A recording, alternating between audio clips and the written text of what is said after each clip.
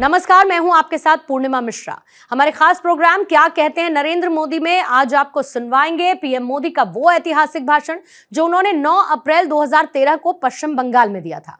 मोदी जी ने अपने भाषण में कहा कि कभी किसी एक छोटी सी घटना पर गुस्सा होना स्वाभाविक है, लेकिन नफरत, घृणा, अविश्वास की स्थिति इस देश में पहले कभी नहीं आई थी जो आज आई, और इसके लिए संपूर्ण रूप से कांग्रेस पार्टी जिम्मेदार है। भाइयों बहनों, जब मैं गुजरात में कार्यकर्ताओं से बात करता हूं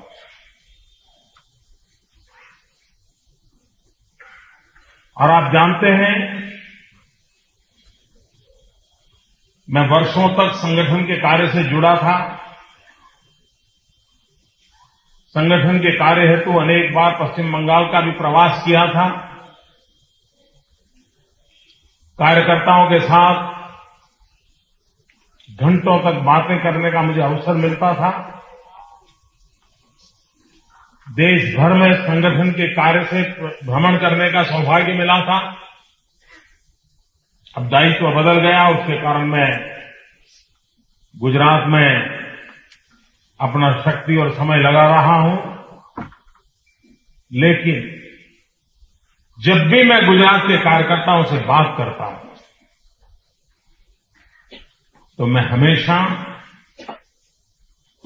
उन प्रदेशों के कार्यकर्ताओं का जिक्र करता हूं जिन प्रदेशों में भारतीय जनता पार्टी के कार्यकर्ताओं को इतने कष्ट झेलने पड़ते हैं। राजनीतिक प्रतिस्पर्धी ऐसे दुश्मन की तरह उनके साथ व्यवहार करते हैं।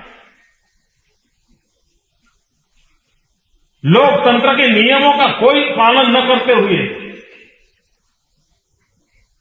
प्रतिपक्ष को खत्म कैसे करना, उसी के षड्यंत्र करते रहते हैं। और उसके बावजूद भी सीने पर अनेक बार झेलते हुए भारत मां का जयकार करते हुए सालों से कार्यकर्ताओं ने अपने जीवन खपा दिया, उनके परिवारों को खपा दिया। और उन कार्यकर्ताओं की श्रेणी में चाहे केरल हो, चाहे पश्चिम बंगाल हो, चाहे नॉर्थ ईस्ट के प्रदेश हो, चाहे कश्मीर की धरती हो,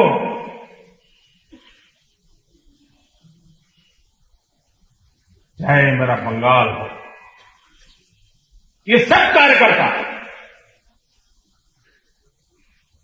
देश भर के कार्यकर्ताओं की प्रेरणा होते हैं। प्रेरणा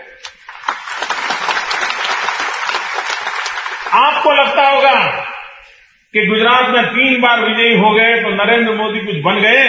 मित्रों, हम गुजरात के कार्यकर्ता आज भी आपके तप और तपस्या को स्मरण करके दौड़ने की ताकत पाते हैं।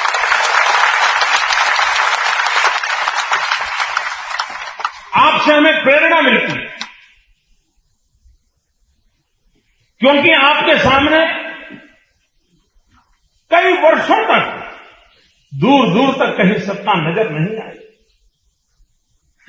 जमानत बच जाए तो भी बहुत है, ये पता होने के बाद भी एक विचार के लिए,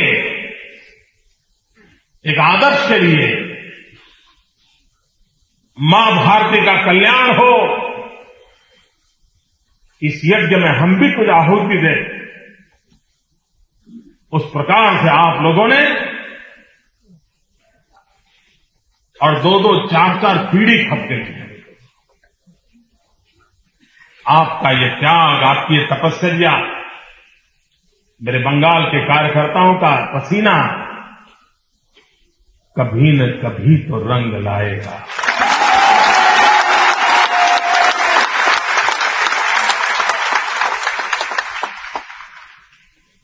मुझे विश्वास है दोस्तों, ये आने वाले एक ऐसा समय आएगा जब चारों तरफ से निराश हुआ बंगाल का नागरिक आपको सीने से लगाएगा, आपको सर आंखों पर बिठा देगा।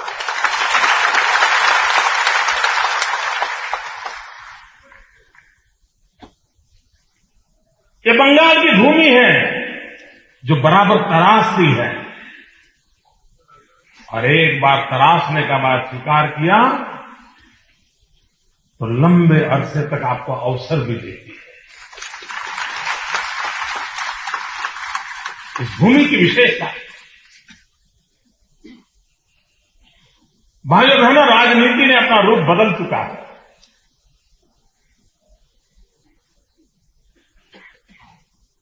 आज से 10 साल पहले राजनीति जिस ढंग से चल रही थी, उस ढंग से राजनीति करना किसी के बस का रोग नहीं है। आज हिंदुस्तान में कोई भी नेता हो, कोई भी दल हो, कोई भी विचार हो, किसी भी प्रकार के आचार हो, लेकिन सबको चाहते हुए या न चाहते हुए विकास की बात करने के लिए मजबूर होना पड़ता है।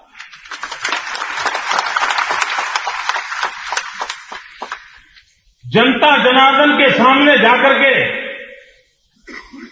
विकास के मुद्दों पर विश्वास पैदा करने की कोशिश करनी पड़ती है। और भाइयों बहनों, मैं आज भारतीय जनता पार्टी के कार्यकर्ता के रूप में एक बड़े संतोष के साथ अपने साथियों के सामने सर झुकाकर कहना चाहता हूं, अगर हिंदुस्तान की राजनीति में ये मूलभूत परिवर्तन लाने का यश अगर किसी को जाता है तो गुजरात की धरती को जाता है।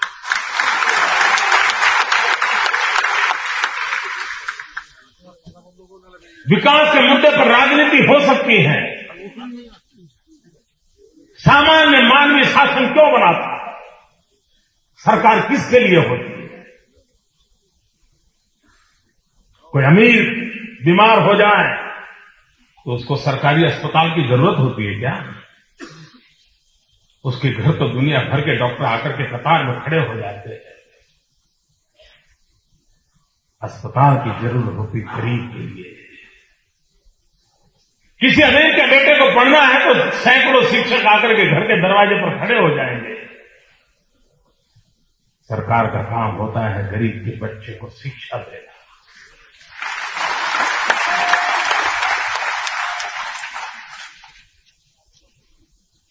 जो रुपयों से खेलते हैं उनको कठिनाइयों का पता नहीं होता है, लेकिन जो नौजवान अपनी विधवा मां के सपनों को पूरा करने के लिए रात रात फुटपाथ पर की लाइट पर बैठ करके पढ़ाई की है, उस बच्चे को मां के सपनों को पूरा करने के लिए रोजगार चाहिए।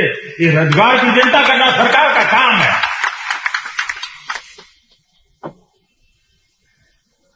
इन मूलभूत विषयों पर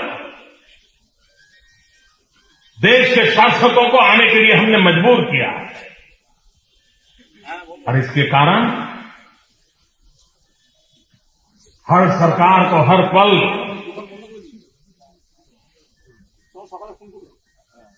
अपने किए हुए कामों का हिसाब देना पड़ता है। मित्रों, क्या कारण है कि इतने कम समय में दिल्ली में बैठी हुई सरकार के प्रति इतनी नफरत पैदा हो गई? मीडिया के मित्रों ने दिल्ली की सरकार को कोई कम मदद नहीं की है।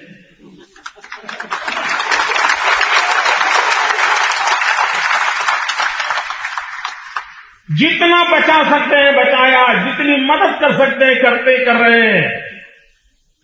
इस देश के अंदर एक शासन के पास हमेशा जुड़ जाने वाला वेस्टेड इंटरेस्ट ग्रुप है। उन्होंने क्या कुछ नहीं किया इस सरकार की इज्जत को बचाने के लिए? ढेर सारी कोशिशें की है, लेकिन उसके बावजूद भी हिंदुस्तान के चप्पे चप्पे में, हिंदुस्तान के जन जन के मन में ये दिल्ली में बैठी हुई सरकार के प्रति नफरत क्यों है? इतना आक्रोश क्यों है? मित्रों, मैं राजनीति में तो बड़ी देर से आया, लेकिन सालों तक जिंदगी सांस्कृतिक सामाजिक कामों में लगाई थी, राजनीति में नहीं था। लेकिन अभ्यास करने का स्वभाव था, देखता था। मित्रों, मैं अनुभव के आधार पर कहता हूं, एक राजनीति शास्त्र के विद्यार्थी के रूप में कहता हूं कि दिल्ली के तख्त पर आजादी के बाद शायद ये पहली सरकार ऐसी है जिसके प्रति इतनी भयंकर घृणा और नफरत का माहौल है।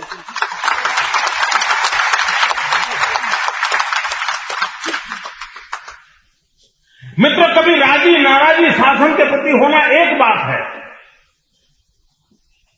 कभी किसी एक छोटी सी घटना पर गुस्सा होना स्वाभाविक है, लेकिन नफरत, घृणा, अविश्वास, ये स्थिति इसके पहले इस देश में कभी नहीं आई थी जो आज आई है। और इसके लिए संपूर्ण रूप से कांग्रेस पार्टी जिम्मेवार है।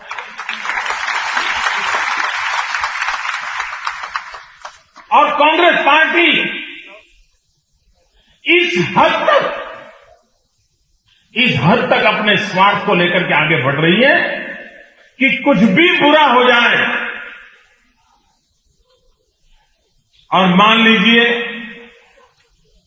वो बुरा नॉन यूपीए स्टेट में हुआ तो उछल करके उस राज्य को बदनाम करने के लिए पूरी शक्ति लगा देते हैं। और अगर यूपीए स्टेट में कहीं हुआ या सेंट्रल गवर्नमेंट में हुआ तो बेशर्मी के साथ सारे पाप अपने साथी पक्षों के सर पे डाल देते हैं। बड़ी चतुराई है इनकी। जैसे उनका तो कोई गुनाह ही नहीं, उनकी कोई जिम्मेवारी नहीं, उनका कोई दायित्व नहीं। क्या भाइयों बहनों, हम लोगों के रहते हुए ऐसी कांग्रेस पार्टी इस देश में रहनी चाहिए? सत्ता के गलियारों में उसको प्रवेश मिलना चाहिए, देश का शासन करने का अवसर मिलना चाहिए। क्या उसको धरती पर से उखाड़ फेंकना हमारा कर्तव्य नहीं है? भाइयों बहनों, पूरे देश के अंदर कौन सत्ता पे आए कौन ना आए इसके लिए नहीं, लेकिन देश को बर्बादी से बचाने के लिए इस देश को कांग्रेस मुक्त हिंदुस्तान बनाने का सपना हम सबको स्वीकार है।